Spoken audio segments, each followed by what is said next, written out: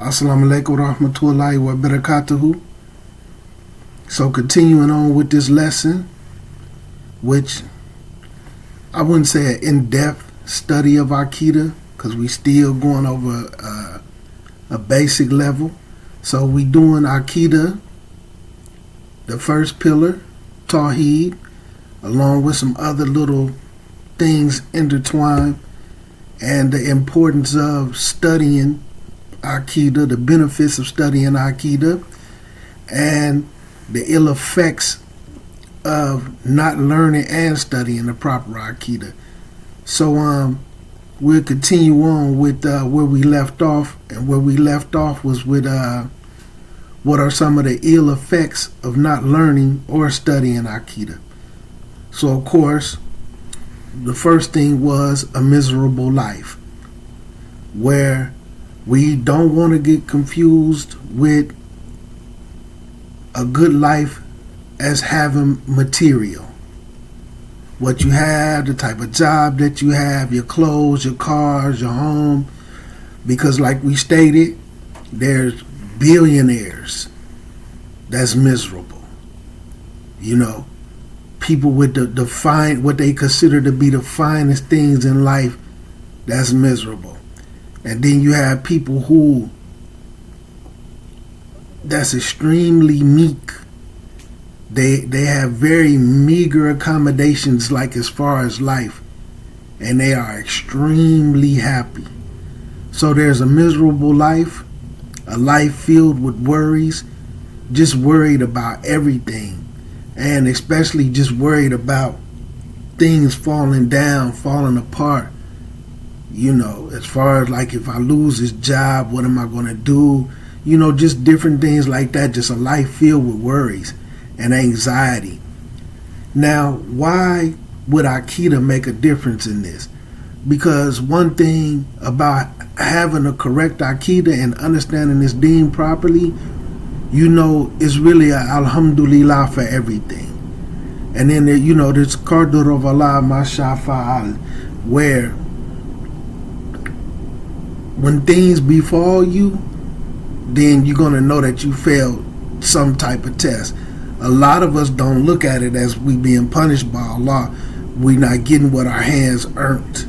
A lot of us, because of the way we think of ourselves, we have more of a, why is this happening to me? What did I do? It's so much going on in my life right now. I'm experiencing things that I just, all this is new to me. Like, why is this happening?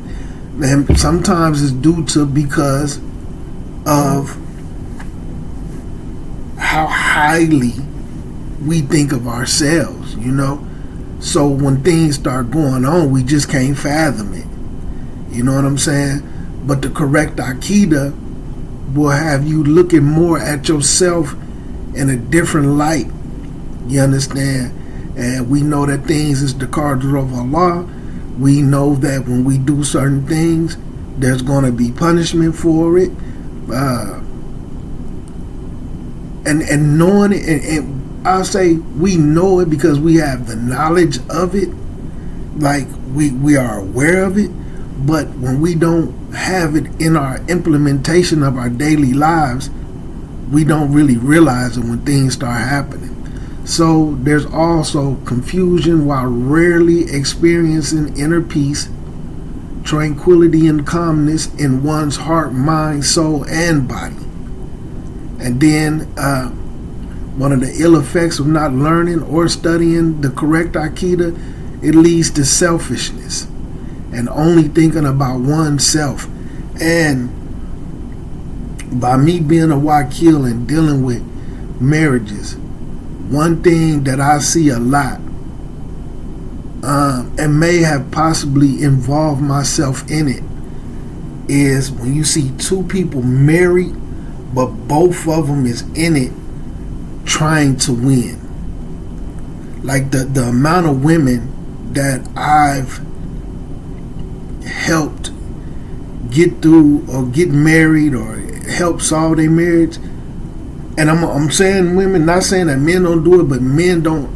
The men in the situations haven't genuinely expressed this, But the women have a concept of, I can't lose this relationship to lose her. Like I've lost so many times, so I have to do something so that I don't feel like a fool when this marriage ends. You know, so I either got to get an extremely high dowry. I gotta lie to him about my bills so that I can put money aside for when this marriage ends.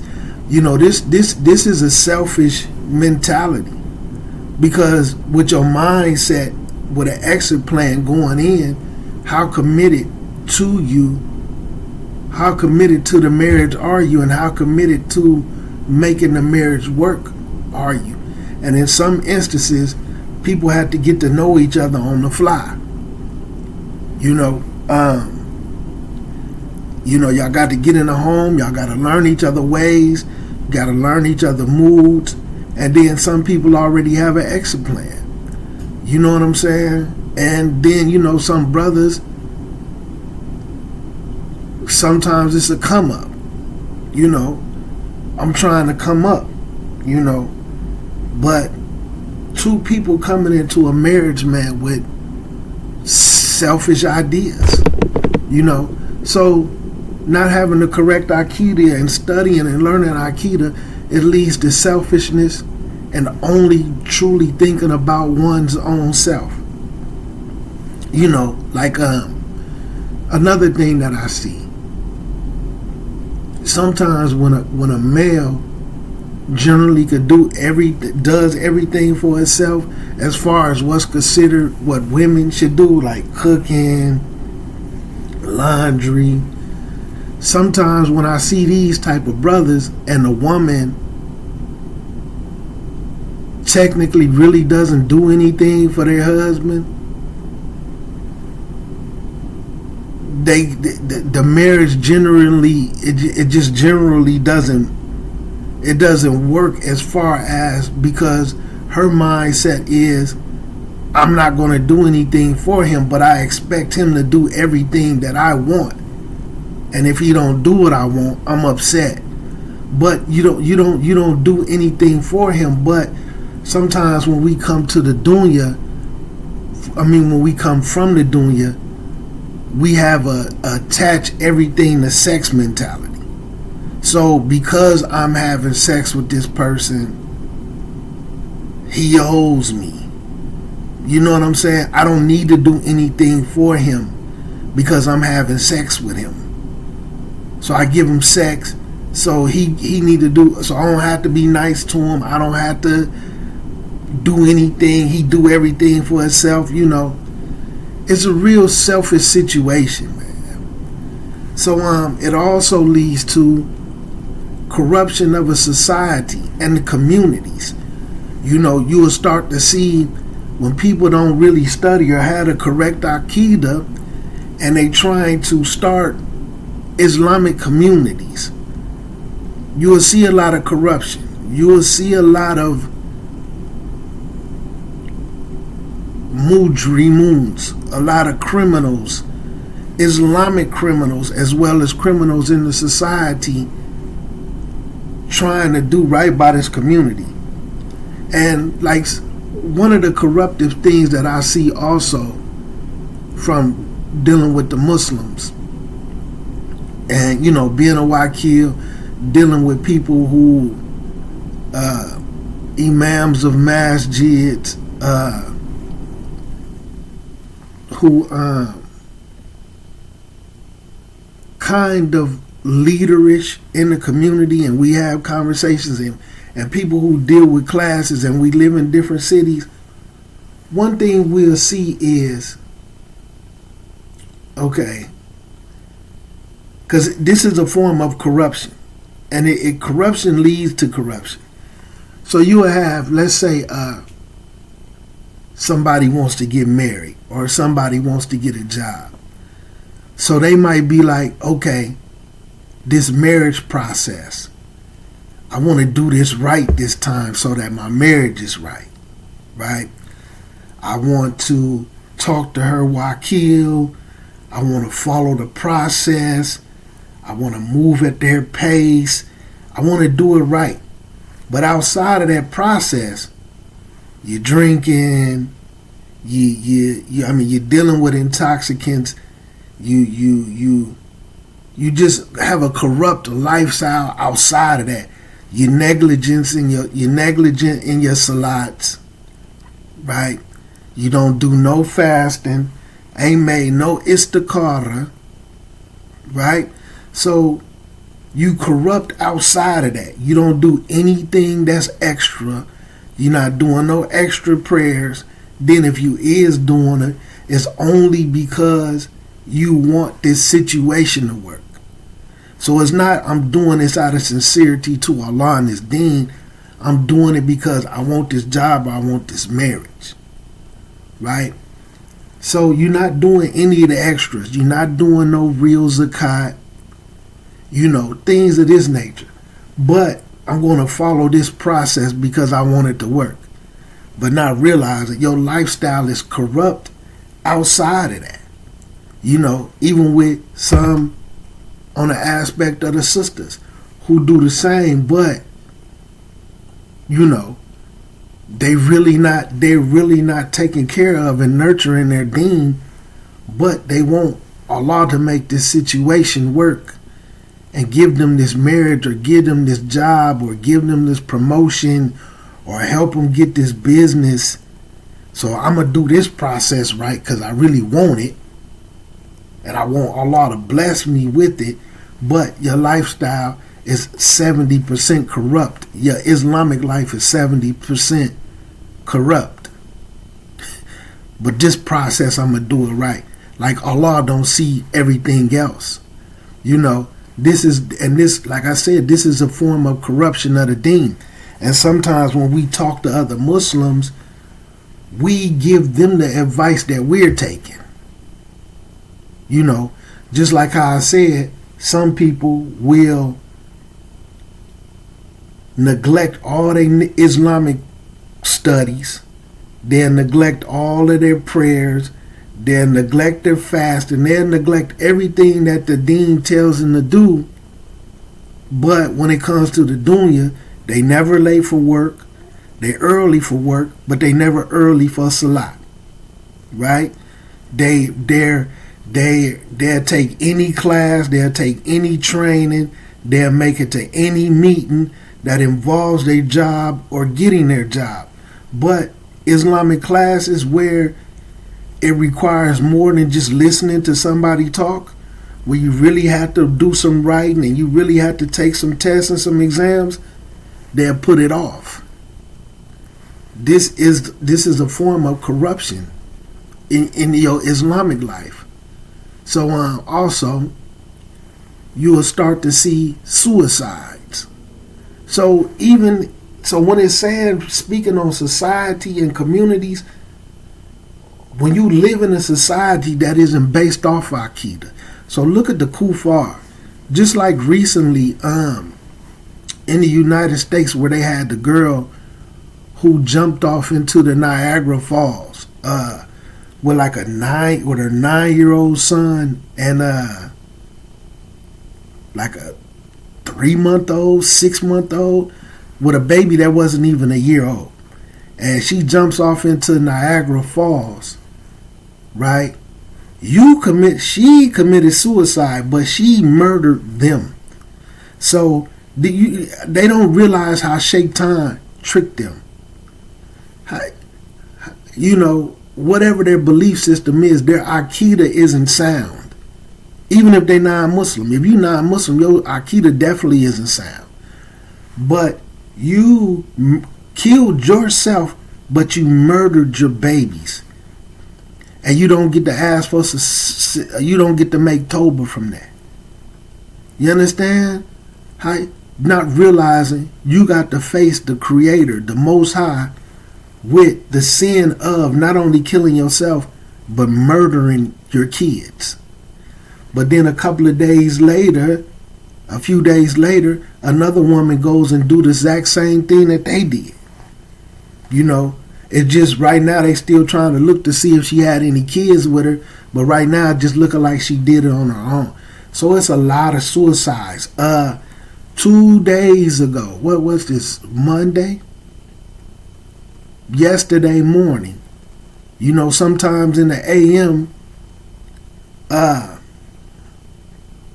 some people that I knew, I watched their kids grow up, and their youngest son killed his girlfriend and then killed himself yesterday morning.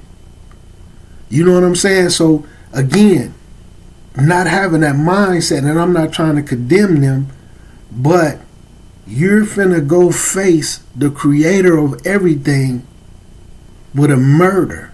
You killed yourself, but you killed another person based off of your emotion. You know what I'm saying? Like, okay, I done killed them, I'm taking them with me. We gonna be together in the next life. But you gotta face judgment with murdering your own kids. See, they don't take that into mind. They don't take that into account, let alone killing themselves, because they don't have the correct Aqeedah. So this, you'll start to see suicides and sometimes you can commit suicide in life, but you still living. Like when you just give up on life, it don't matter whether you dead or alive. You might just be living on the streets like, look, I ain't trying to do nothing. I'm just going to sit on the streets and beg. I ain't going to try to get my life together. I'm just going to bum it on out. You technically done committed suicide in life. You just didn't kill yourself physically. So you'll start to see these things. Because like coming to the next point where it says, you'll start to see people, they have no purpose in life, not even knowing why they was created. And these type of things, many times it leads to depression. You know what I'm saying? When you don't know what your true purpose is in life. So sometimes when people reach this point, they start trying to make other people please with them. They want to become people pleasers instead of pleasing themselves. And then sometimes when people move to start pleasing themselves instead of other people, then they almost become selfish. Where it's not like, I'm so focused on pleasing myself. If you don't have anything going on that helps please me, if I can't get anything up out of you, then to hell with you. You mean nothing to me. If you ain't got nothing to offer me, if you can't help me get to my goals and achievements, you can get away from me. You know what I'm saying? So they might push away good people. So because they don't really know why they was created, what's their purpose in life. So they'll create a purpose or a goal and they'll chase it, to no avail sometimes. Or when they finally achieve it, it's like, this ain't what I thought it was gonna be.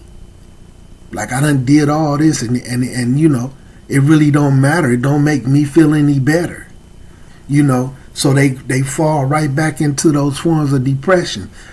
Not having the correct Aqeedah, not studying the correct Aqeedah, these are some of the ill effects of that. And if you pay attention, you can see it a lot in non-Muslims and Muslims, anybody that's not on the correct Aqeedah. And it's an interesting thing. Like with me, because I study people, I study life, I study the signs of Allah. So on my block, there's a lot of young people on my block. Like, I'm talking about in the 20s and the 30s, early 30s. A lot of young people.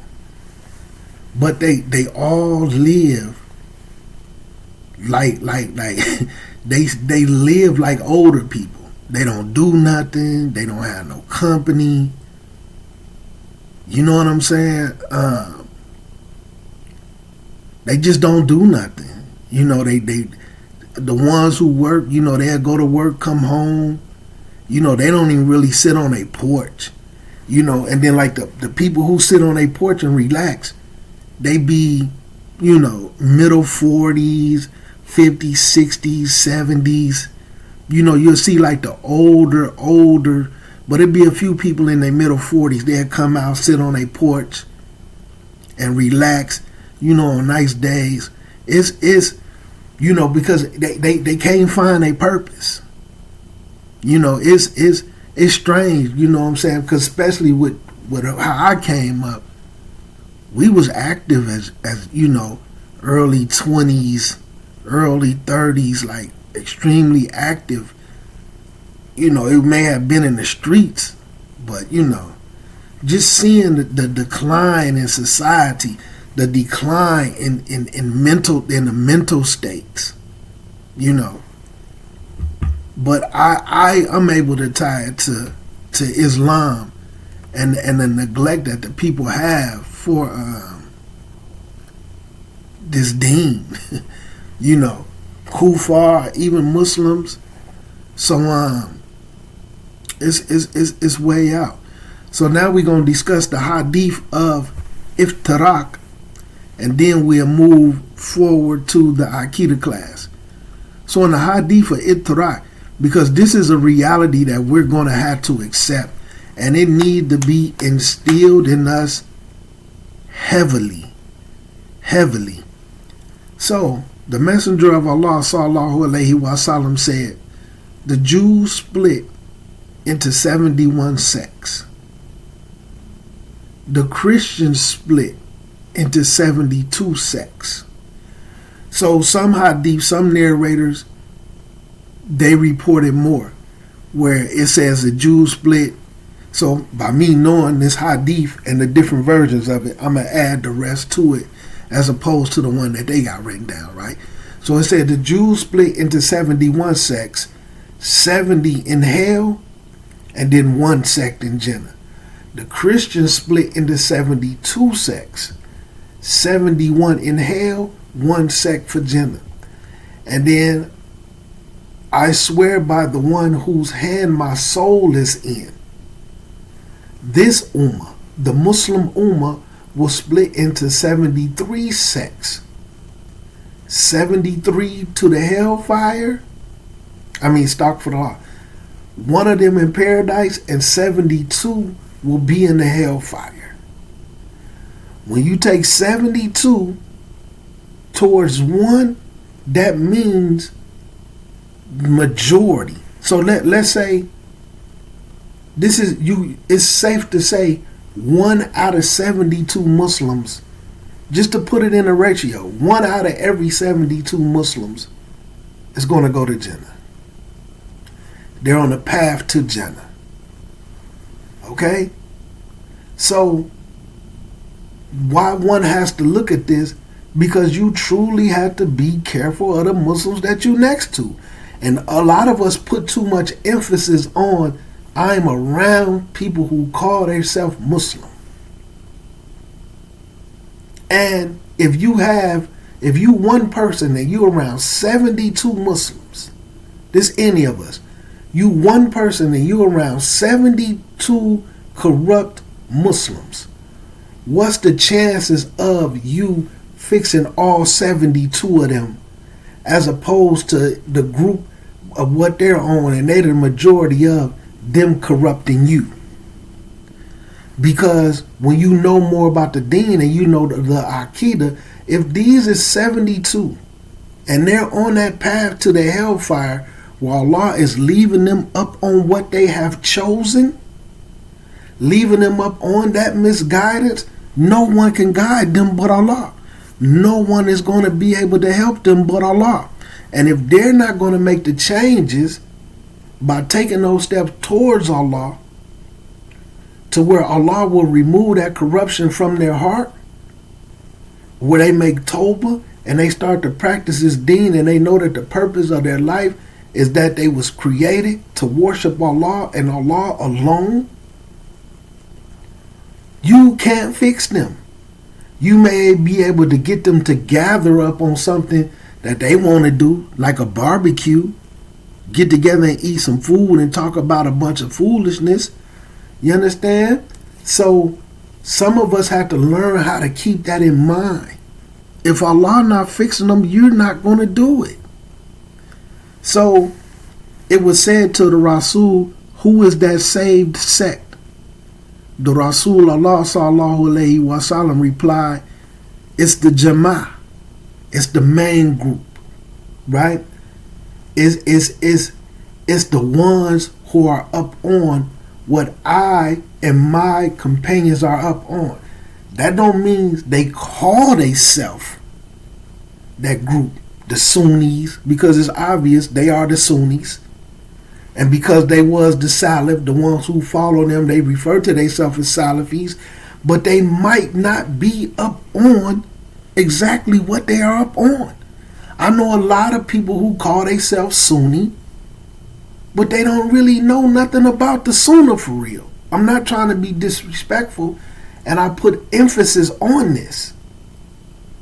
They might do a lot of things that actually go against the Sunnah. You understand? So, and that's where we finna go to the Aqeedah class and discuss what the Sunnah is, so that this will make more sense. Because a lot of times, people's perception of the Sunnah is what they heard other people say, as opposed to what's in the Sharia law and what the Rasul and the Arabic speakers at his time, what the Sunnah was for them. You see what I'm saying? So we don't truly know, you know. So like I said, I know a lot of people who refer to themselves as Sunnis and they run around and say I'm on the Quran and Sunnah, but this is just lip service. Unfortunately, you know, I know a lot of people who say they Salafi, and they be like, this is a Salafi masjid, we the Salafi people. Like, you know, not to put nothing out there, but this is me. And because it's a form of corruption, and I'm not going to put them out there, but I'm going to say this. I know some Salafis that go to a popular Salafi masjid, right, with one of the most popular Salafi imams, and the husband on crack and the wife an alcoholic. And they get drunk and high and beat each other. But they scream they Salafi. How is that from the way of the Salaf? But they know how to say certain things about the Salafi madhab. Oh, I'm Salafi. I practice Quran and Sunnah with the understanding of the Salaf. But y'all on all type of intoxicants. Y'all abuse each other verbally, financially, and physically. And the kids. While y'all go to one of the top-notch Salafi masjids with a name. But then on top of that, the same little group from this masjid that they go to Jumu'ah together, they all do the same stuff. You know what I'm saying? They all deal with intoxicants. They all fighting. They all use men. You know what I'm saying? Some of these sisters use men.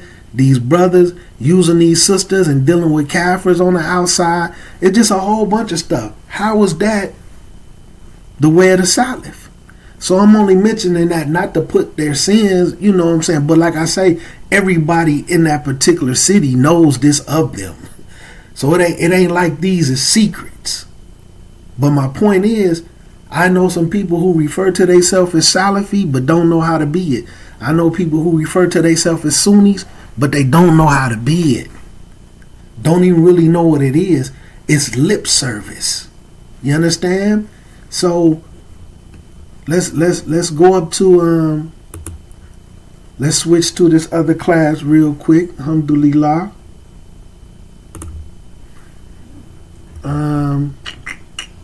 Let's see where we want to get to it.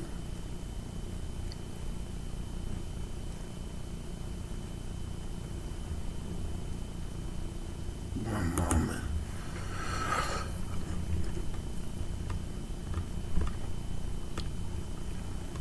One second.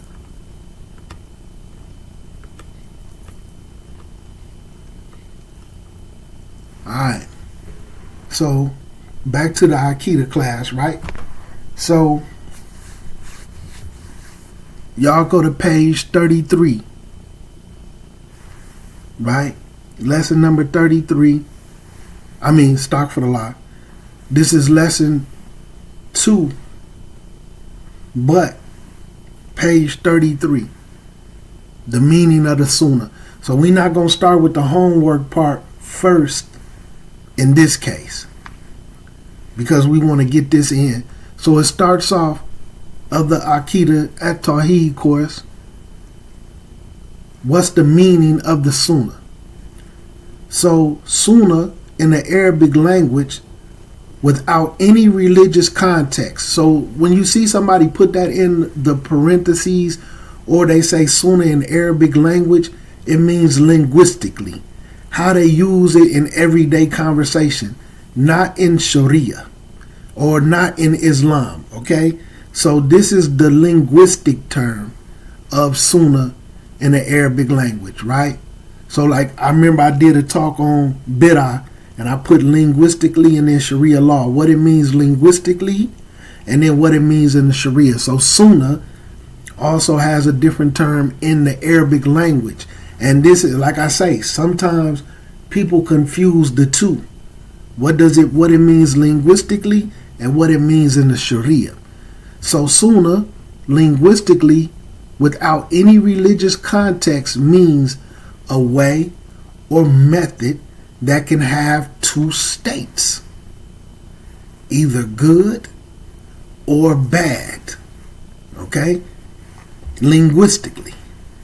So in Sharia, in Islam, is there anything that's a bad Sunnah? So this is how you let you know the difference, right? So it's derived from the word sanan, which is Arabic for a road or a path. So that's letting you know this is a road or it's a path that leads to something. What does the Sunnah lead to? It leads to implementing the Quran correctly, which leads to getting closer to Allah as a wajil in this life, and then it leads to good in the barzakh, in the grave, and to Jannah. You understand? So this is what the Sunnah leads to. It's a road to that. It's a path to that. Because like I'm saying, it's derived from the word sanan in the Arabic, which is a road or a path.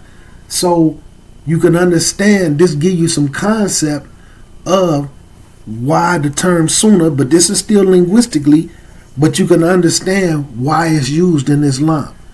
It's a road, it's a path, it's a way, right?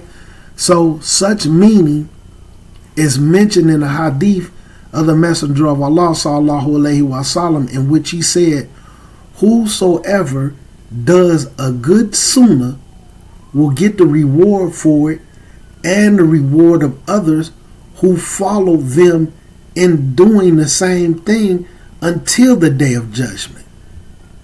So let's say, for instance, although this is still linguistically, so let's say, for instance, with the new shahadas, and I say to them, read 4 pages of your Quran when you get after each salat. A minimum of 4 pages after each salat, which will give you 20 pages a day. And if you follow this format, generally you can complete your Quran in a month, maybe a month and a couple of days. This is something good, right? This is a good path, okay? Not saying this comes from Islam. And then if you follow that and get the good from it, and then you teach other people to do it, and then you teach other people to do it after that, you know what I'm saying?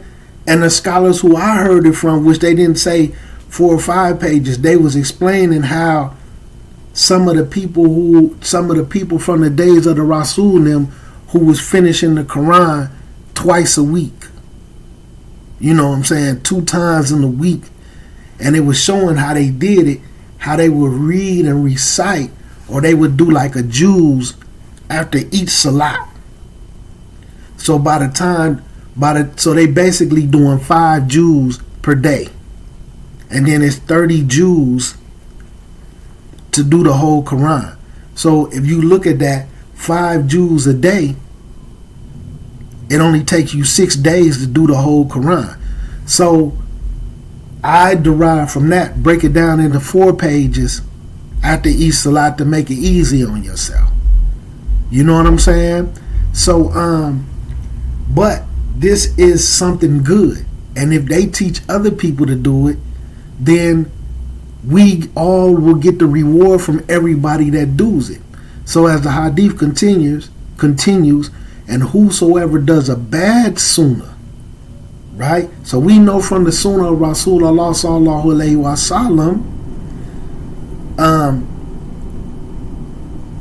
there is no bad sunnah from the Rasul, but linguistically. So if somebody, and whosoever does a bad sunnah, will have the punishment of doing it and the punishment of others who followed them in that practice. So I'm going to give an example. In some prisons, people used to use Jumu'ah service, right? Because if you don't count as a Muslim and you registered as a Muslim, you might be from different units where y'all can't really be around each other, or certain times when y'all can. So Jumu'ah or during Ramadan was a time when they can all come congregate. And you actually had some people, and this is a known fact, some people would use that time to pass weapons, exchange drugs with each other, hooch. So you had some people who came home with that same mentality where they would use Jumu'ah to discuss drug deals, inside the masjid. And these are things I seen with my own eyes, to exchange guns, weapons. This is a bad sunnah. This is a bad way. This is a bad path.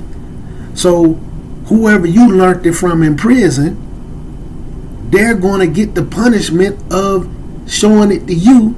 And then when you do it, they're going to get the punishment from everybody you showed it to.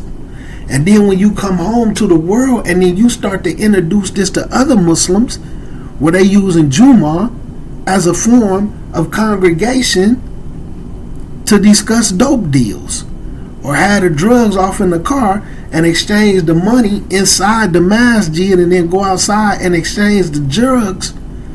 This is a bad way. Linguistically, this is a bad sunnah. But anybody who introduced this, everybody, they get to act up on it and then they pass it on. You're going to get the sin, you're going to get the punishment from everybody that followed you in that.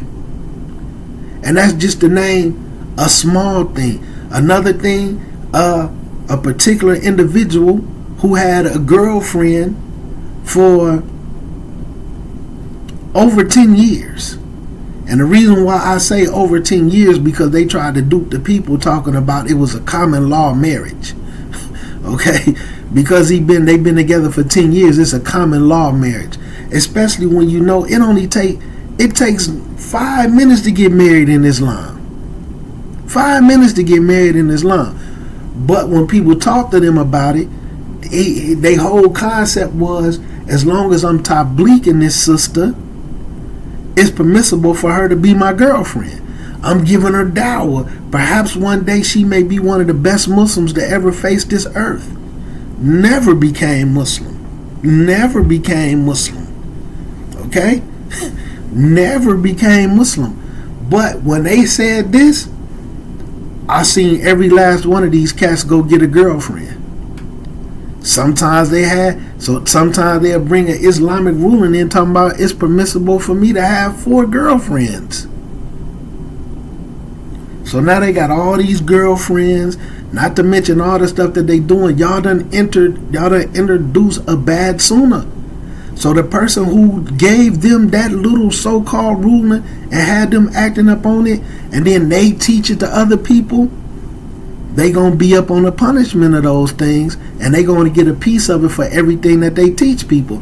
That's why I be trying to get people to understand, y'all, you need to be careful out here running your mouth from what you saying to people. Because if you introduce something that's not correct and they act up on it, you're going to get punished from that. But some people just be like, oh, you too harsh, you always doing this and that. I'm trying to protect you, even when you don't even know to protect yourself. But I'm also doing what I got to do because I'm trying to protect this deen. I'm trying to protect this ummah from corruption, even if I know it's going to be corrupt, because I understand 72 people, it don't matter what you call yourself, it's the ways that you up on.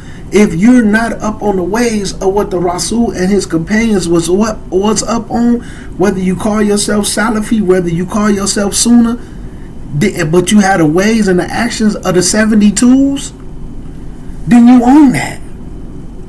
So what you calling yourself don't have anything to do with the actual actions that you are up on. So I know there's going to be 72s. I'm trying to protect myself from being part of the 72s. I'm trying to create, I don't want the environment to where it's full of the 72s. You know? But everybody, because they don't study or understand the correct Aqeedah, they don't understand Nasiyah. They don't understand sincere, pure Islamic advice. Pure Islamic advice sounds like criticism to a corrupt heart.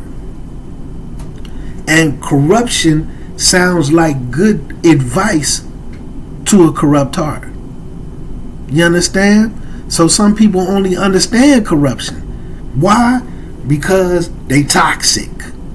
Due to coming up in a toxic environment and trying to play Islam the same way they play Christianity. So again, in the technical sense, right, the word Sunnah has several meanings.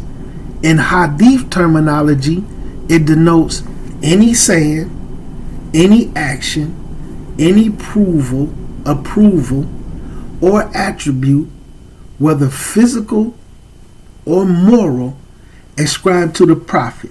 So this is letting you know the scholars of Hadith, they see the Sunnah as anything the Rasul said, anything the Rasul did, anything that he seen other people do and approved of it.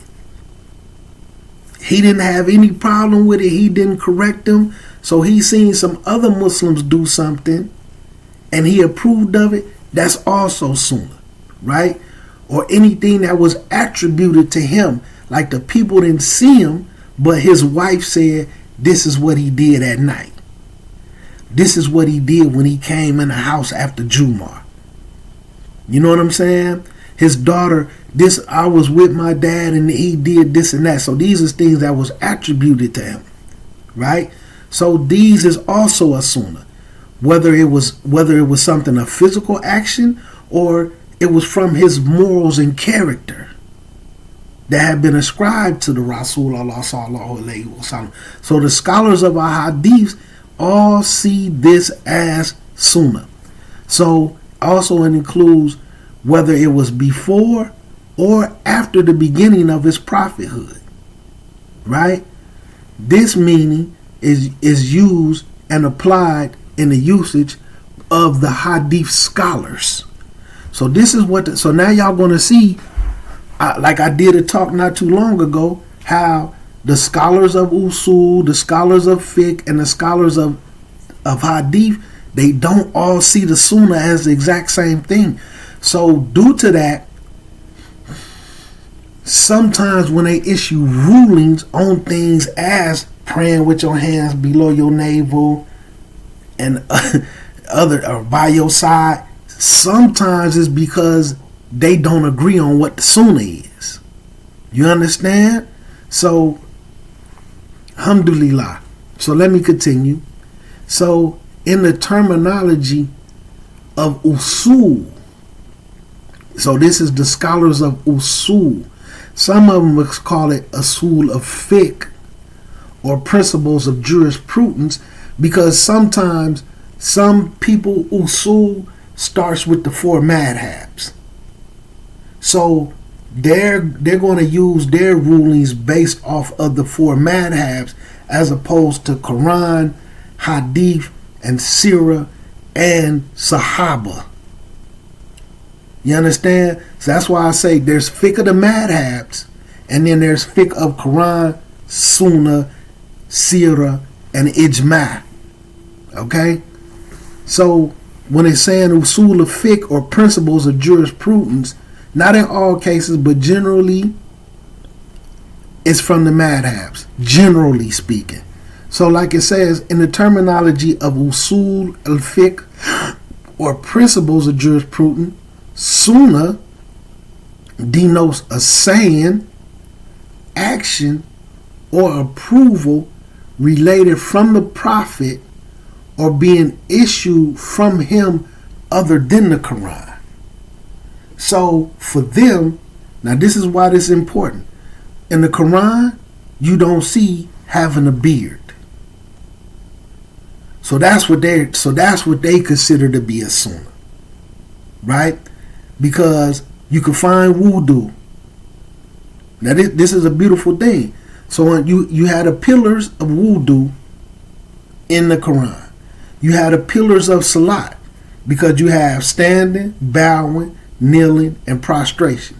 So usul, they're going to look at those things as the pillars. So for instance, the pillars is just regular standing, regular bowing, regular kneeling. Not necessarily where you kneel and you have to put your finger out. So when you put your finger out, they're going to consider that to be a sunnah. Right? And tashahhud, that's a sunnah. Where you place your hands, this is a sunnah. Okay? Just to give y'all a small understanding. So sometimes they denote a sunnah as something you don't have to do. Or you can choose. You understand? So you have to understand this terminology, and then you can see how they come up with different rulings. You understand? So anything that the Rasul, any action or anything the Rasul approved of, or anything the Rasul said, but you don't find that particular thing in the Quran, such as having a beard. And that's why you have some Muslims, even some people who's went to school and became a scholar, they may only have a mustache and they shave their beard. That's just a sunnah. And what's a sunnah to them? Anything that you don't have to do. So you don't having a beard is just a sunnah. And then for some people, no, having a beard is wajib because it was something that the Rasul commanded. Okay, so if he commanded it, so then this is where they go into what's the punishment for not having a beard. Because you got to know your categories. What's haram? Right? Reward for doing it, but punishment for leaving it off. So that thing is, what's the punishment for leaving it off? So then at the very least, shaving it is makruh to them. It's just disliked. Just to give y'all some general understanding of a lot of these differences and where you see different things. Not saying which right is correct, just want y'all to understand how there be differences of opinion, because some of them don't see the sunnah as the same thing, and y'all gonna see what as I get through this right here.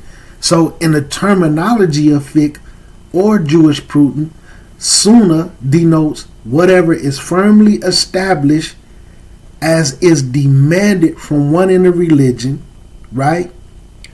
So this is the scholars of fiqh and not the scholars of usul, right? So that's established as is demanded from one in the religion on the basis of a legal proof, but without being obligatory. So there's a command for it in the religion, there's legal proof for it, but it isn't obligatory. It's not fard. It's not wajib. So what does that mean? It's anything that you don't have to do. You understand? So that's why you can see they'll say, okay, well, the beard is not in the Quran. It's a saying and an action and an approval from the Rasul. But there's a demand for it. The Rasul said do it in the religion. One, to be opposite of the disbelievers, to distinguish ourselves, right? There's proof that they had beard. What's the proof? The Rasul and him telling the people have hair on your face, leave some hair on your face, but only trim the mustache, right? And then you have all of the consensus from the companions on how much they did shave, how they did trim it, whatever they trimmed up. So there's proof for it, but none of it is obligatory. So you don't have to do it. Okay? That's why you got to know your categories of the Sunnah.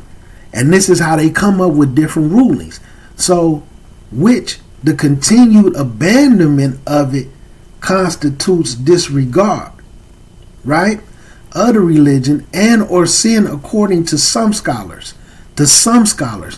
However, some jurists have made a distinction between what they call an emphasized Sunnah Mu'akkida, right, or Sunnah of guidance, Sunnah al-Huda, such as what the Prophet ordered or emphasized in word or in deed, and other types of Sunnah considered less binding in their legal status, such as what they call non-emphasized Sunnahs, right, or a Sunnah of habit. You understand? So when they're saying something like it's a Sunnah Mu'akkida, something that's highly emphasized, and sometimes what they want is they highly emphasize it, although you don't have to do it, in their opinion. This highly emphasized almost force people into do it because they don't want it to be lost. Because it does have some religious importance, because a lot of things from the Sunnah, and like when you understand hadiths, it speak on how certain things is going to be lost. So like the people who, the hadith on anybody who revives a Sunnah that has been forgotten, there's many rewards for them. So they have what they call Sunnah Mu'akkida. We don't want these Sunnahs to be lost. So sometimes what you have is a mixture of all of it. You know, that's why you will see, I don't want to get too lengthy, different discussions about the 2 rakats for greeting the masjid. When should they be done?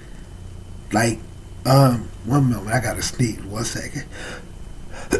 So, you know, they have some differences. Do you do the 2 rakats of greeting when you come in to pray Fajr? When you come in to pray Dhuhr? You know what I'm saying? So every time you come in a masjid, because like, pay close attention for those who go pray in congregation. Some people show up. How many people do the 2 rakats to greet the masjid when they coming in to pray Dhuhr, Asr, Maghrib? Unless they early. You know what I'm saying? If you coming in and the line is already popping, because if Jum'ah is already popping, which we know that Jum'ah is a salat. For those who don't know, it's because some of y'all knew shahadas, right? On Friday, why do you not pray Dhuhr if you go to Jum'ah service? Because Jum'ah service replaces Dhuhr.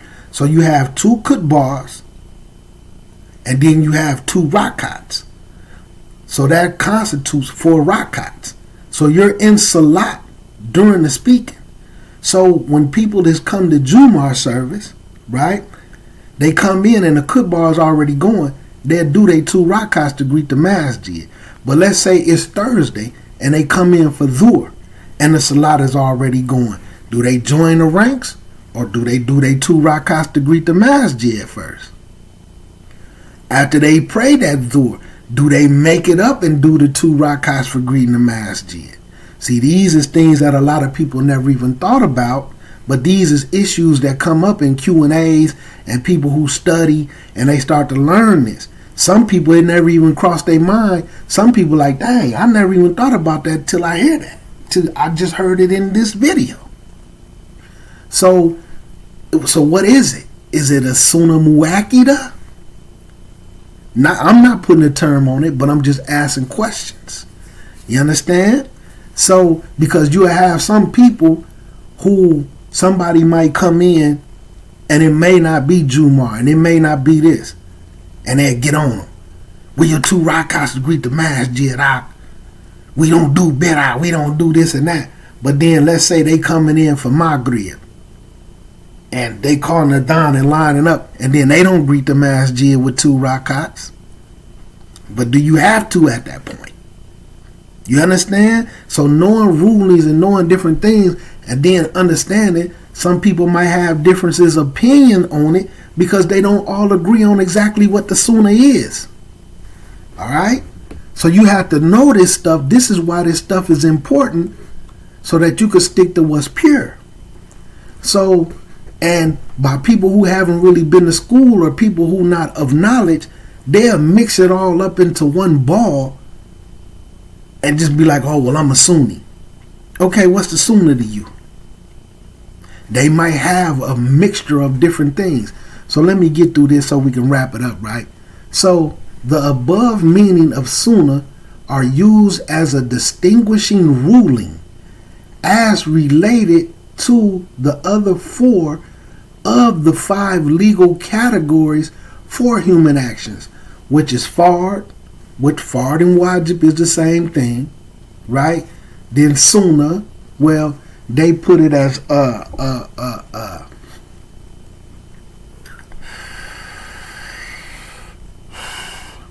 they put a distinguish between fard and wajib obligatory and Sunnah is desired, right? So this is your legal thing. There's another group, but we're gonna discuss them both. So there's fard, Sunnah, mubah, which means indifferent. There's no reward for it if you do it, and there's no punishment if you don't do it, right? Then they got makruh, which is disliked, right? Which is disliked, okay? And then you have haram, right? Which is prohibited. So on this list, fard, Sunnah, mubah, makruh, and haram. So you have to understand, so where they putting Sunnah as desired, in the other list they refer to it as mustahab. Okay? Instead of Sunnah. That's why when I was explaining with Sunnah and Nafil, Nafil is of course something that's mustahab, but it's not done all the time. And then when I use the word Sunnah, it's something that was done regularly, all the time, although they both Sunnahs. So that's why sometimes you will see in the list, instead of them putting mustahab, they'll put Sunnah. Okay? So, and so then it comes in and also says, it is also used to mean the opposite of bid'ah, innovation. So this is letting you know that for something to be a bid'ah in Sharia, in Islamic law, is anything that goes against the Quran, the Sunnah, and ijma'. Okay? So this is to let you know. So like sometimes when people, you may see somebody doing something and you may call it a bid'ah, but from a person who they learned from, who may also never been to school, may have been taught the wrong definition of Sunnah. Because to them, because like I say, I see a lot of people running around and they say a Sunnah is anything that you don't have to do. So they may say having your pants above your ankles is only a Sunnah.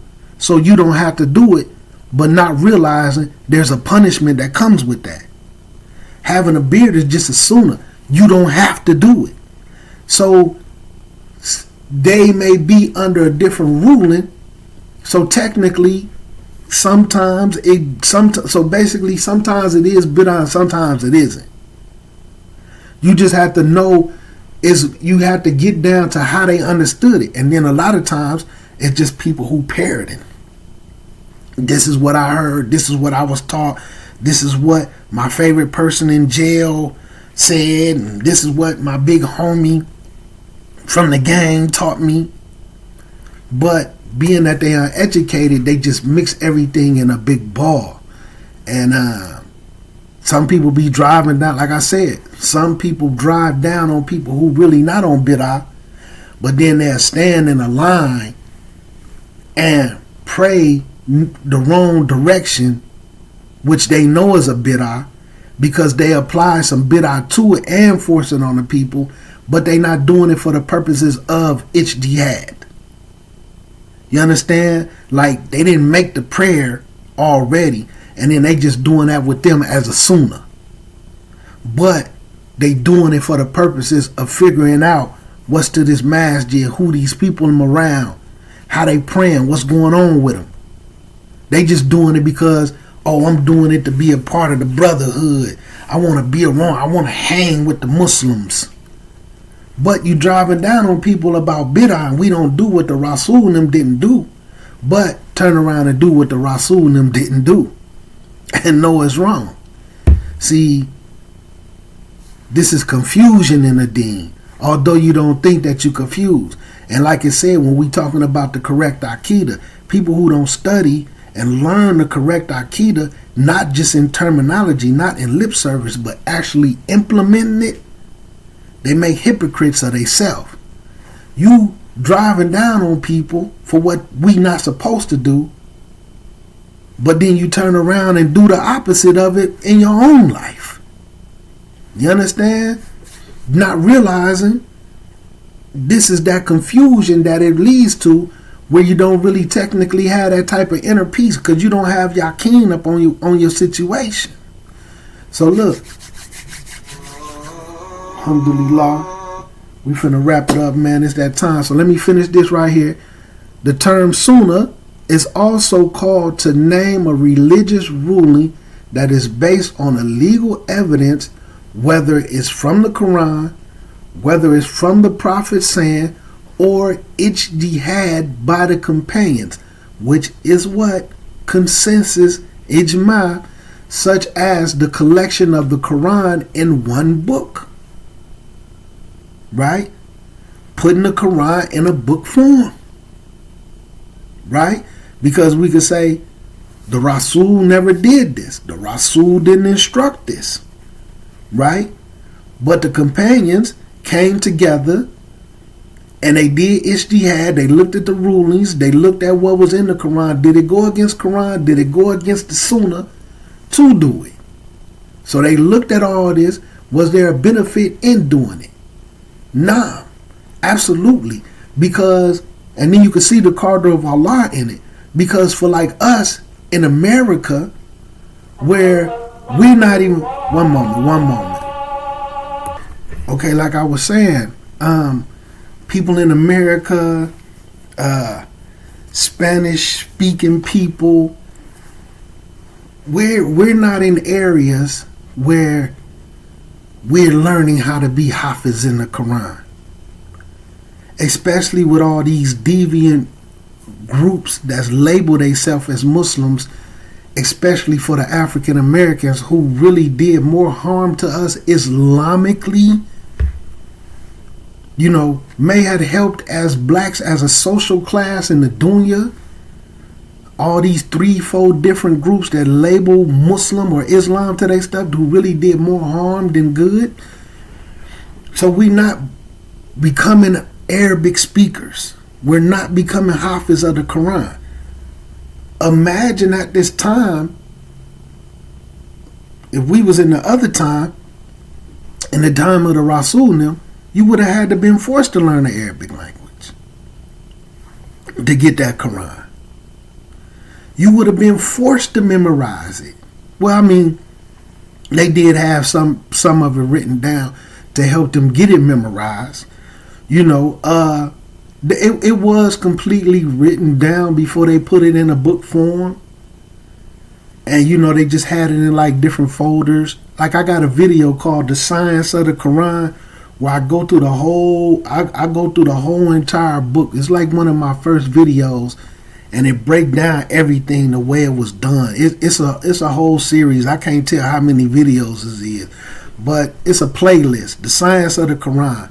So anyway, just to shorten it up, by them putting it in a book form, right now, alhamdulillah, we can benefit from it in some way, shape, or form. You know what I'm saying? Had they not made this decision because they had some farsightedness, you know what I'm saying, to see that far and to think they had that ahead that far, we probably wouldn't be benefiting from the Quran in America, in Mexico, in Asia, you know, in some of these different areas where people becoming Muslim and they could get a Quran translated into their language. So, like they saying, so this is ijtihad from the companions. They had ijma on this decision. But you have some ignorant Muslims who, if they want to say, having the Quran in a book, especially translated in a different language, is what? A bid'ah. Well, what make it a bid'ah? The Prophet never did that. Okay? The Prophet never did that.